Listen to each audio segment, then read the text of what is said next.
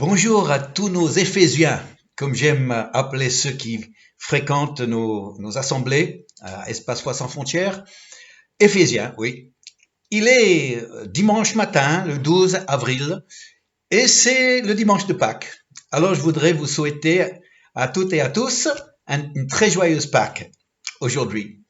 Je vais interrompre ma série à la découverte du cœur du Père aujourd'hui pour vous apporter un message qui me tient à cœur pour ce dimanche de Pâques. Aujourd'hui, on est dans un monde où si vous regardez les chaînes d'information, on n'a que des nouvelles de personnes qui décèdent, les morts. On les comptabilise dans le monde entier, dans chaque pays, dans chaque région. Et on a ça, on voit à la télé, dans les infos, des cercueils, des cimetières. C'est partout, c'est la mort. Ou bien c'est des personnes mourantes. Et aujourd'hui, eh bien, nous avons une autre espérance, nous chrétiens. Et ce jour de résurrection, c'est un jour de victoire sur la mort.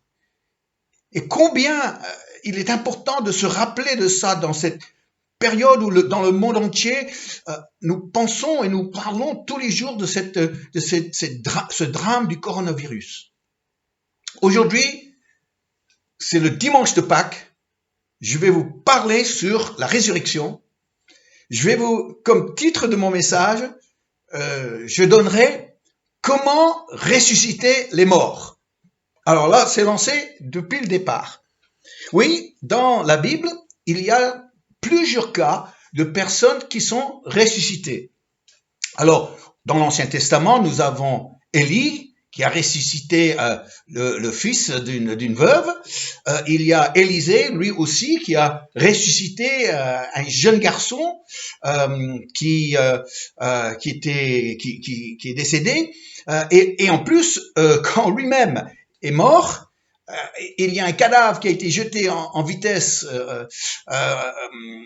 d'un homme qui devait être enterré, parce qu'il y avait l'ennemi qui arrivait, on a jeté son corps dans la tombe d'Élisée, et qu'en touchant ses ossements, l'homme est revenu à la vie. On aurait beaucoup de choses à dire sur ça, n'est-ce pas? Il y a Jésus lui-même dans le Nouveau Testament, a ressuscité 3 personnes. C'était d'abord la fille de Jairus, ensuite le fils unique de la veuve de Naïn, et 3e personne, c'était son ami Lazare. Pierre, lui, a ressuscité dans les Actes des Apôtres une femme dans l'église de Jopé, Dorcas, une résurrection. Et bien sûr, le summum de la résurrection, c'est la résurrection de Jésus lui-même. Donc, on compte en tout 8 résurrections. Mais savez-vous que la résurrection n'est pas juste réservée à la Bible, au temps soit de l'Ancien Testament ou du Nouveau Testament? Parce qu'on n'en parle pas à BFM TV, mais il y a des résurrections aussi qui ont lieu, non seulement en pays africains, mais ailleurs aussi. En fait, en préparant ce message, j'ai fait une recherche sur Google et je suis tombé sur un témoignage étonnant, extraordinaire, qui a eu lieu en 2006, une résurrection, en Floride, en fait, aux États-Unis. Et la personne qui a prié pour le défunt est en fait un cardiologue. Alors, je vais vous lire ce témoignage. C'est une histoire vraie, évidemment. Jeff Markin était en route pour le travail quand il a soudainement commencé à se sentir mal. Son patron l'a immédiatement conseillé d'aller aux urgences à l'hôpital où, en arrivant, Jeff s'est effondré. Il avait fait une crise cardiaque fatale. Pendant 40 minutes, l'équipe médicale a essayé de ranimer Jeff.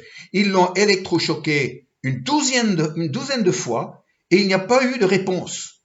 Jeff a été déclaré mort et une infirmière a commencé à préparer son corps pour la morgue.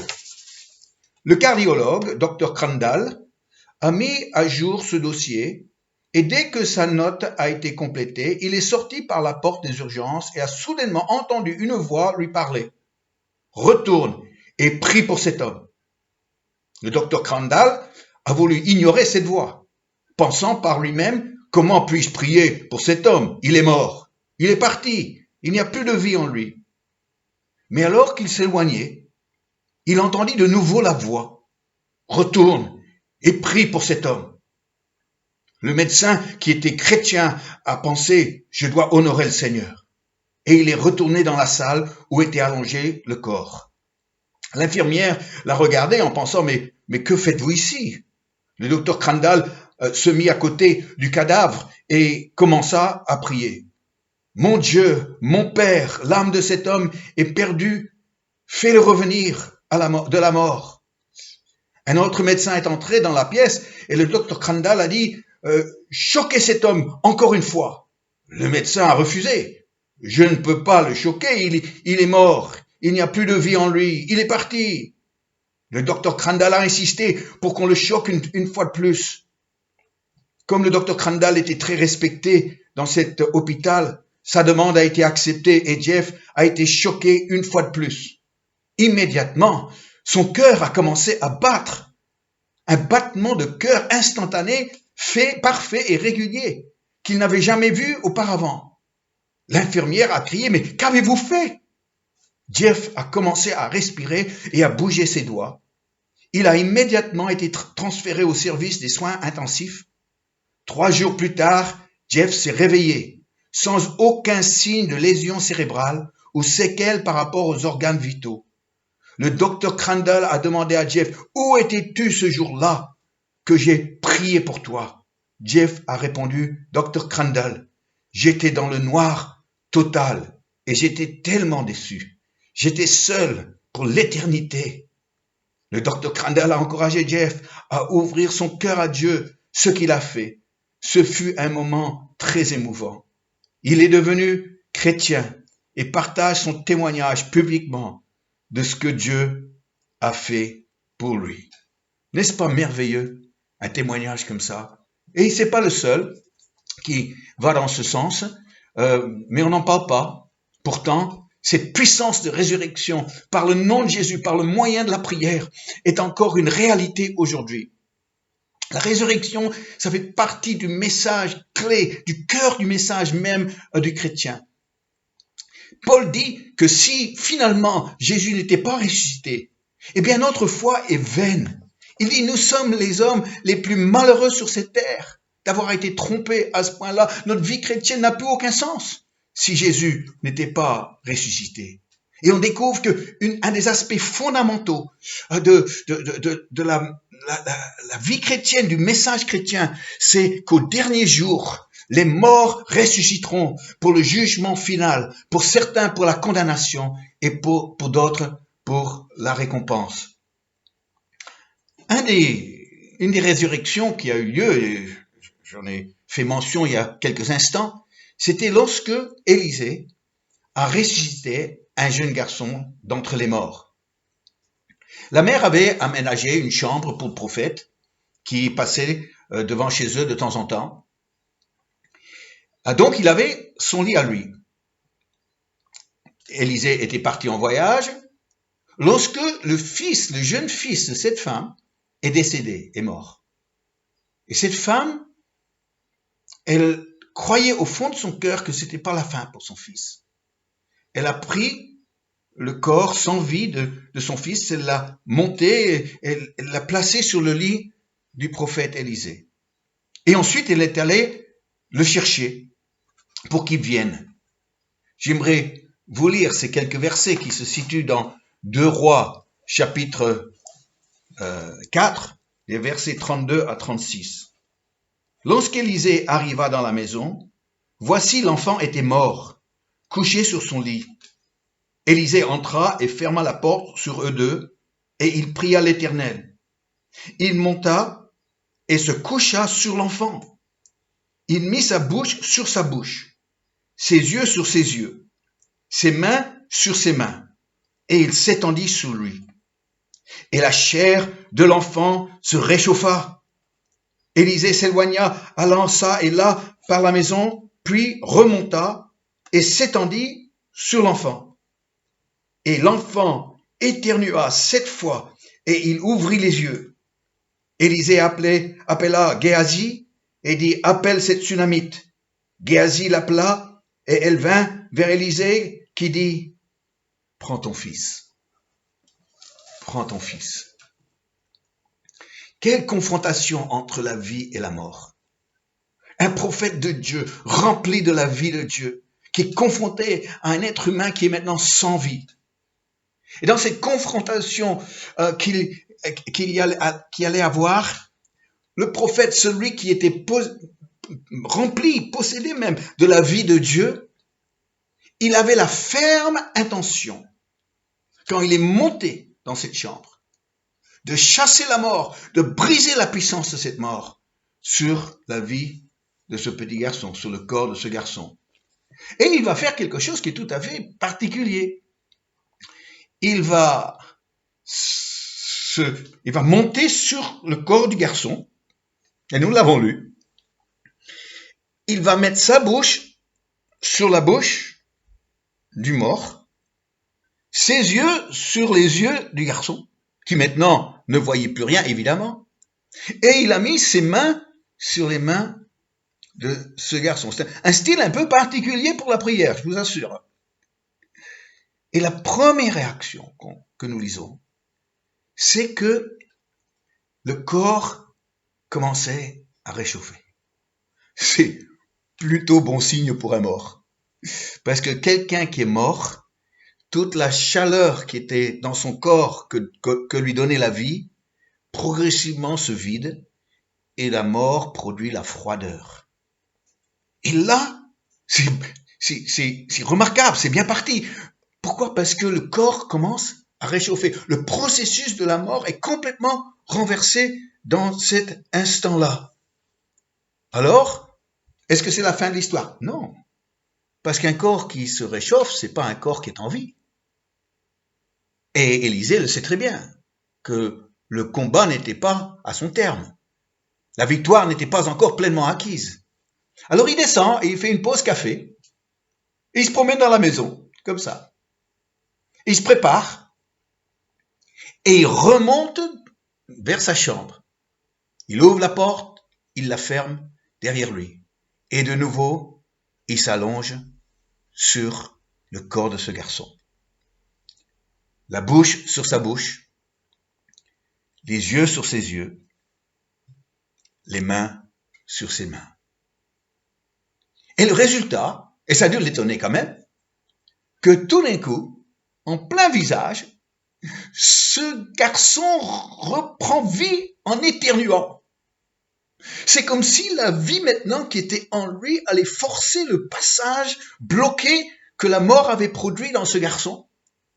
Et avec la montée de cette vie qui entrait de nouveau dans son corps, eh bien ça a expulsé la mort par l'éternuement. N'est-ce pas merveilleux? Élisée a dû prendre tout ça au visage. Alors, ne parlons pas de barrière sociale là, parce que là, il n'y en a absolument pas. Non. Mais c'est comme ça que la mort est chassée. Ça se fait pas comme ça, gentiment. Il y a quelque chose de fort, quelque chose de violent qui se passe quand la vie prend le dessus de la mort et brise la puissance de cette mort. C'est un éternuement. C'est pas quelqu'un qui bâille. C'est quelqu'un qui éternue et qui a toutes ces projections de ce qui est en lui qui doit sortir. Oui, c'est un peu comme une voiture qui a du mal à démarrer en hiver, n'est-ce pas? Peut-être pas à La Réunion parce que les hivers sont pas si rudes que ça, mais en métropole, le matin quand il faut démarrer sa voiture en plein hiver, c'est pas toujours évident et la voiture, ça tousse et enfin le moteur prend vie et c'est parti. Mais il y a quelque chose d'important là. Heureusement que Élisée est remonté une deuxième fois. Parce qu'un corps réchauffé, ça suffit pas. On ne veut pas le réchauffement d'un mort. On veut quelqu'un qui vit maintenant et qui n'est plus mort, qui n'a plus la mort en lui, mais qui maintenant vit sa vie pleinement.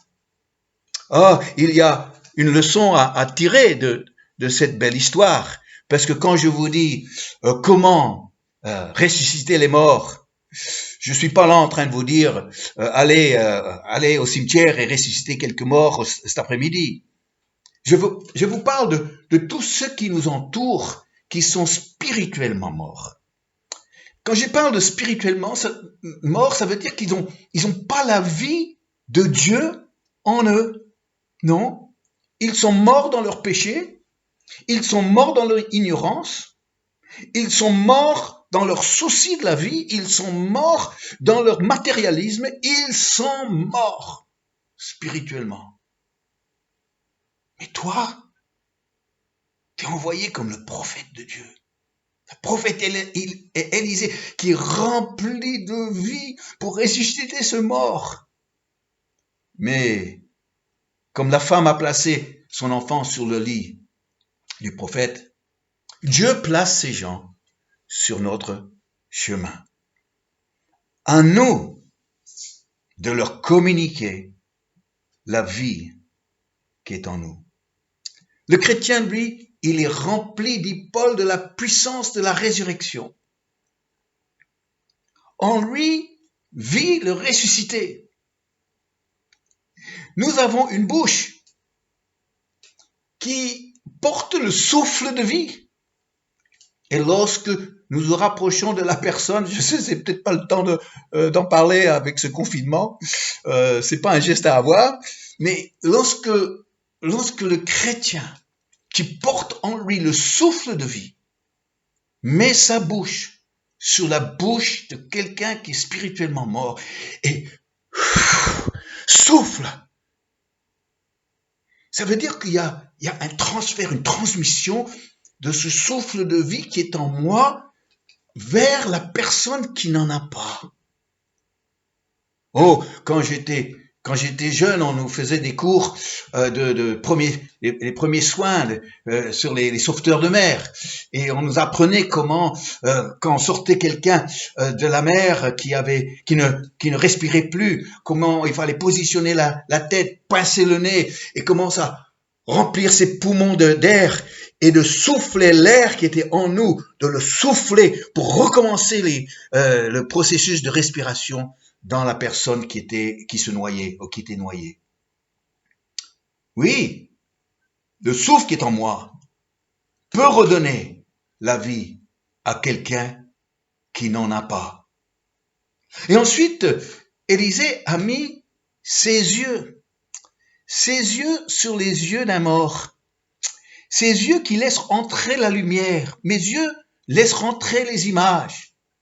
Quand il y a de la lumière, eh bien, cette lumière rentre en moi par le moyen des yeux. Mais le mort, lui, il ne voit rien. Il n'y a aucune lumière qui peut rentrer en lui. Pour lui, son monde, c'est le néant, c'est l'obscurité, maintenant. Mais lorsque je place mes yeux sur ses yeux, alors là, la lumière qui est en moi peut rentrer maintenant et éclairer sa vie.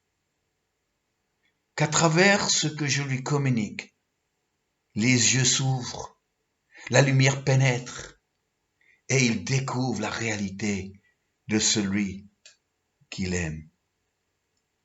Et ensuite, Élisée a placé ses mains sur les mains du mort. Quelle signification pour nous, oh là là, mais prendre un mort par la main pour l'accompagner vers la vie, pour dire, eh bien, viens avec moi, mon ami, je t'amènerai dans un lieu de vie, je t'amènerai sur un chemin de vie, je t'amènerai dans une autre vie que celle que tu as connue jusqu'à présent, qui te laisse mort et froid. Je t'amènerai vers mon Dieu et ton Dieu.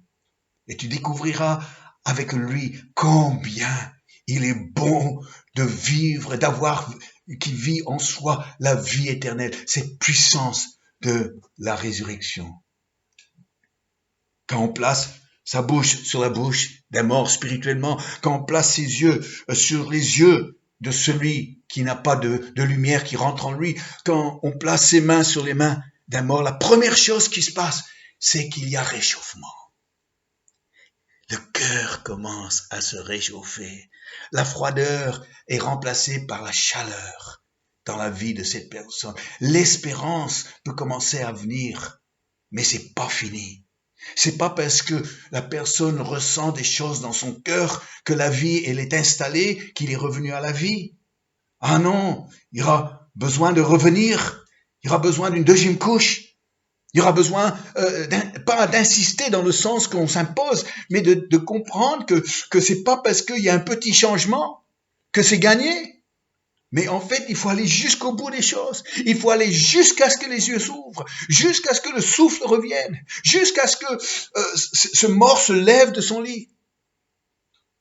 De la même façon qu'Élisée est remonté une deuxième fois, il a recommencé, et c'est pas compliqué, il a fait la même chose, c'était bouche sur bouche, yeux sur yeux, main sur main, que là, le réchauffement est devenu la vie. La vie. Aujourd'hui, on vit dans une époque exceptionnelle, extraordinaire. On voudrait tous bien s'en passer, n'est-ce pas? Le monde entier est troublé. Le monde entier parle que de la mort. C'est devenu le sujet tellement sensible, au point où les gens le voient partout maintenant et le craignent. On découvre que on fait tout pour se protéger, on nous dit de garder nos distances, de faire 1 mètre de distance avec les gens, on nous dit de porter un masque, on nous dit de porter des gants. Pourquoi? Pour mettre à distance, non pas l'individu, mais la mort que peut nous donner l'individu. Dans le sud, Fred, il me dit qu'en ce moment, dans cette période-là de confinement, de coronavirus, de Covid-19, vous l'appelez comme vous voulez, il a des appels de personnes qu'il connaissait mais qu'il n'avait pas vues depuis longtemps, qui l'appellent spontanément et qui expriment leur inquiétude, leur mal-être, qui veulent parler de la foi, qui tout d'un coup s'ouvrent à une autre dimension qui avant peut-être les échappait totalement. Et moi, quand j'entends ça, j'ai dit, Dieu répond à ma prière. J'ai dit, Dieu, dans ces moments où les gens sont déstabilisés, dans ces moments où le matériel ne suffit pas, dans les moments où les gens perdent tous leurs appuis, Père, tu peux agir dans les cœurs. Tu peux ramener cette population, non pas à la religion, mais à une découverte du Dieu qui est vrai, à une découverte, une expérience du Christ ressuscité. Ressuscité. Oui, c'est le jour de Pâques aujourd'hui. Hier, j'ai reçu un mail qui m'a fait très plaisir, d'un homme qui s'est converti avec moi il y a plus de 20 ans à Paris, et qui est devenu par la suite un de mes évangélistes, oui. Tous les mardis, il sortait avec un petit stand de Bible près des marchés pour parler de sa foi aux gens qui faisaient leurs courses. Et plus d'un, il a amené au culte le dimanche. Jean-Louis a vraiment capté mon cœur pour les âmes perdues. C'est quelque chose qui aujourd'hui, des années plus tard, l'habite. Et son long email m'a tellement fait plaisir. Est tellement un exemple de ce que je suis en train de vous parler, de comment avec notre bouche, nos yeux, nos mains, nous pouvons ressusciter les morts spirituels. Que j'aimerais vous lire un extrait de son email. Jean-Louis m'écrit ceci. J'ai appris à tes côtés à connaître et appeler chacun par son prénom plutôt que par son nom. Ainsi, j'ai gagné petit à petit la sympathie de ces gens doublement pauvres. J'ouvre la parenthèse. Il est impliqué dans un travail d'équipe pour gérer une banque alimentaire dans une grande église en région parisienne. Je reprends la lecture. Ainsi, j'ai gagné petit à petit la sympathie de ces gens doublement pauvres, matériellement et spirituellement. Et je veux dire que je les aime d'un amour qui veut leur faire connaître la source de l'amour, celui du Père, par la connaissance du Fils. Un de ces bénéficiaires vers lesquels le Seigneur m'a dirigé, Fabrice, a déjà accepté de venir le dimanche à l'église et m'a déjà permis de prier pour lui. Son humilité est prometteuse. Ça se réchauffe chez lui apparemment. Anne-Lise, sa sœur, bénéficiaire également, me voyant à chaque fois tout heureux d'accueillir et de servir les autres bénéficiaires, m'a un jour demandé mon secret. Et lorsque je lui ai parlé de Jésus, qui est ma raison de vivre, elle m'a dit qu'elle voulait faire partie de notre équipe. Je pourrais aussi parler de David, Fabienne, Nadjet musulmane, Michel, Laurence, que j'aime et veux gagner à Jésus. Des morts que Jean-Louis veut ressusciter. Et il le fait comment? Il le fait avec sa bouche pour lui donner souffle de vie. Il le fait avec ses yeux qui sont maintenant éclairés. Lui qui était aveugle, maintenant il voit. Et parce que les yeux des autres spirituellement ne voient rien, il leur prête ses yeux. Il les met sur leurs yeux morts. Et il place ses mains sur leurs mains pour les accompagner sur le chemin de la vie. Voilà, chers amis, comment nous ressuscitons les morts spirituels. En ce moment, une des choses qui est incroyable, que j'ai jamais vue, à aucun moment, même rien qui se rapproche, on nous dit, il faut éviter le contact avec les gens. Il faut créer de la distance avec l'être humain. Vous vous rendez compte? Quand le Dieu que je sers depuis le début me dit, rapproche-toi d'eux. Sois proche d'eux. Aujourd'hui, cette maladie me dit, éloigne-toi d'eux. Éloigne-toi d'eux. Assure-toi 1 mètre de distance. Il faut surtout mettre le masque pour que tout ce qui est encore en toi ne les touchera pas. Mais j'ai la vie en moi, j'ai pas la mort. Bon, je comprends la nécessité physiquement de le faire, mais jamais je porterai un masque spirituellement. Jamais je respecterai le mètre de distance spirituellement. Jamais je traiterai les gens avec des gants. Je veux les toucher. Je veux les prendre par la main. Je parle bien sûr, non pas physiquement, mais je parle spirituellement. Vous savez, si physiquement, on doit respecter la distance, on doit rester chez soi. Mais rester chez soi, ça ne veut pas dire que nous nous isolons des gens. Nous sommes appelés à nous isoler des microbes, pas des gens. Et nous avons encore des moyens. La vie moderne nous donne des moyens pour être proche des gens aujourd'hui. Est-ce que nous les utilisons? Ou bien est-ce qu'on reste confiné devant nos postes télé pour perdre notre temps, pour perdre notre journée? Quand si seulement on prenait le téléphone et on appelait quelqu'un, si seulement on prendrait une initiative. Il dit, écoute, ça fait un petit moment qu'on ne s'est pas vu, ça fait peut-être même des années qu'on ne s'est jamais parlé, mais je pense à toi, comment tu vis ça? Ou peut-être envoyer déjà un SMS, prendre contact, poser une question, comment ça va? Est-ce que tu te portes bien? Je pense à toi, je prie pour toi. Ou bien peut-être avec Facebook, tu peux mettre une photo de toi ou une photo d'eux. Ça fait encore plus plaisir quand c'est eux. Oh, il y a des moyens aujourd'hui. Il y a des moyens même qui m'échappent. Moi, j'aime les emails. On me dit que les emails, c'est déjà vieux, ça. Oui, c'est vrai. Mais moi, je suis bien avec un email. Mais il y a WhatsApp aussi maintenant. Et puis, il y a tant d'autres moyens. Mais quels sont les moyens qui sont à ta disposition aujourd'hui? Peut-être d'autres ont d'autres moyens, mais quels sont les moyens que toi tu possèdes aujourd'hui, chez toi, confiné, qui te permet de te rapprocher des gens, qui te permet même par nos appareils, mettre ta bouche sur leur bouche et leur donner le souffle de vie, de mettre tes yeux sur leurs yeux et leur donner cette lumière qui est en toi, et de mettre tes mains sur leurs mains pour les accompagner vers la vie.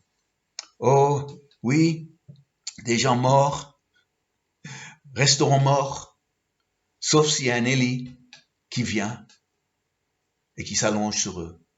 Je mets ça entre guillemets. Sauf s'il y a un homme, une femme, rempli de la vie ressuscitée de Christ, qui vient. Et ce qui est en eux, ils le transmettent, ils le donnent par les moyens qui sont les nôtres aujourd'hui.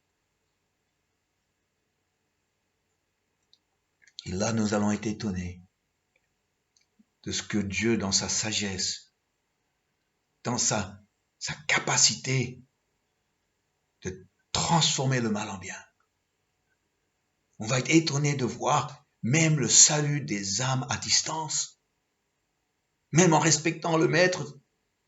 On va voir des hommes et des femmes se convertir, pas parce qu'ils ont tombé du ciel, mais c'est parce qu'ils ont reçu le souffle qui est en nous, parce qu'ils ont reçu la lumière qui est en nous, parce qu'ils ont reçu cette main tendue.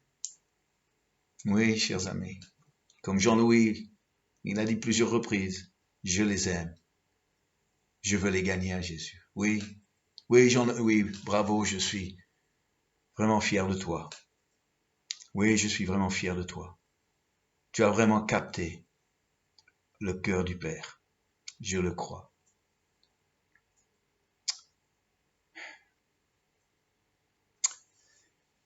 J'ai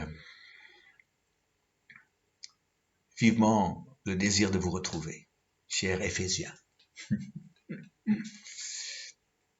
Votre pasteur, vous manquez au pasteur. Eh oui. Vos bises me manquent. Votre présence physique me manque. De vous voir tous ensemble, comme un père aime rassembler ses enfants. Notre prière, c'est que bientôt tout ça, de nouveau, deviendra possible. En attendant, Dieu agit, continue à agir. Prions pour cela, mais qu'il agit aussi à travers nous. Je ne sais pas jusqu'où cette vidéo pourrait passer, ce culte enregistré, avec une partie louange en première partie et avec mon message du dimanche de Pâques. On va l'envoyer à tous ceux qui font partie de nos églises, que nous avons les emails, mais sentez-vous vraiment libre de le partager largement, de l'envoyer à vos amis, à vos contacts, à vos familles, vos voisins, largement. Peut-être par ce biais-là, eux aussi, morts peut-être dans leur ignorance, reviendront à la vie en Jésus-Christ. Si quelqu'un est en train de me regarder et tu ne connais pas Jésus, tu connais la religion, tu connais certaines prières, mais Jésus, tu ne le connais pas vraiment. Tu sais qu'il est né à Bethléem, tu sais qu'il est mort sur une croix, mais à part ça, une expérience personnelle là, ça t'échappe complètement. Et pourtant, il est tellement proche. Pourtant, il n'est qu'à une simple prière du cœur. Que si tu veux la faire maintenant, cette prière, il t'écoutera. Il répondra à ta demande, j'en suis convaincu. Si tu veux, toi, recevoir cette vie en toi, qui va te faire éternuer et expulser la mort, qui vit en toi peut-être depuis de longues années. je vais te demander de prier cette prière après moi. Maintenant, est-ce que tu voudrais bien fermer les yeux et de prier à haute voix après moi cette prière? Seigneur Jésus, j'ai entendu parler de toi. Aujourd'hui, je veux te connaître. Je veux connaître la vie qui est en toi. Cette vie qui chasse la mort, qui chasse mon péché, qui chasse mon ignorance, qui chasse mon matérialisme. Jésus, viens dans ma vie. Remplis-moi maintenant de ton amour. Libère-moi de mon passé. Délivre-moi du mal. Le mal que j'ai fait. Le mal qu'on m'a fait. Ton amour me transforme à cet instant. Mon cœur ne se réchauffe pas seulement. Je reviens à la vie dans cet instant. Je mets ma foi en toi. Et avec ton aide, je vivrai pour toi tous les jours de ma vie. Toi qui es mort sur une croix pour moi, tu es ressuscité d'entre les morts pour moi, pour que je puisse vivre pour toi. Pour le restant de ma vie, Jésus, avec ton aide, je te serai fidèle. Je vivrai selon ta parole. Merci pour cette nouvelle vie en moi maintenant. Amen. Amen. Si vous n'avez pas de contact avec un chrétien proche de vous, si vous ne savez pas vers où tourner pour avoir un soutien d'église vivante, eh bien, je t'invite, cher ami qui vient de prier cette prière, de m'envoyer un email. Un email que tu trouveras en début d'introduction de cette vidéo YouTube. Esterman, E-S-T-E-R-M-A-N, .v, @gmail.com. Faites-moi un courrier. Je te répondrai rapidement. Merci à vous tous d'avoir suivi ce culte. Rendons grâce pour chacun d'entre vous. Vous êtes précieux aux yeux du Père en tant que fils, fille de Dieu. Vous êtes précieux pour moi et Denise. Nous sommes attachés à vous. Permettez-moi pour terminer de prier avec vous.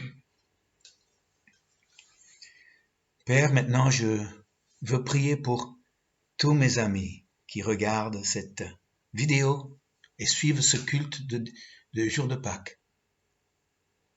Que le grand encouragement viendra dans leur vie, que toute inquiétude sera bannie de leur cœur, que cette paix que le monde ne peut pas donner soit au quotidien leur vécu. Que tu protèges, Seigneur, selon Psaume 91, chaque membre de chaque famille de nos églises, Espace Foi Sans Frontières. Et que plutôt que ce soit un moment où il y en a qui peuvent s'éloigner de toi, au contraire, ce sera l'occasion pour chacun de réaffirmer leur engagement sans faille à te suivre, Jésus. Leur engagement à faire partie de ton corps, de faire partie de l'église dans laquelle tu les as placés.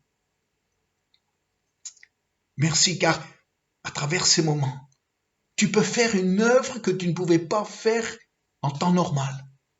une œuvre dans nos cœurs, une œuvre au milieu de nous dans l'Église. Ah, tu es le seul qui est capable de la mort en tirer la vie. Merci Père pour ta grâce abondante sur chaque personne qui m'écoute aujourd'hui. Chaque personne qui fait partie de nos communautés. Nous te bénissons, Père, ensemble avec une seule voix. Nous te bénissons, notre Père céleste, Jésus-Christ, son Fils unique, Saint-Esprit qui agit au milieu de nous et dans nos cœurs. Nous t'honorons, nous te louons. Amen. Amen. Je crois que Nicolas et Georgia ont prévu un chant pour terminer. Alors je leur laisse toute la place. Je vous dis à chacun et à tous, à très bientôt, que Dieu vous bénisse. Au revoir.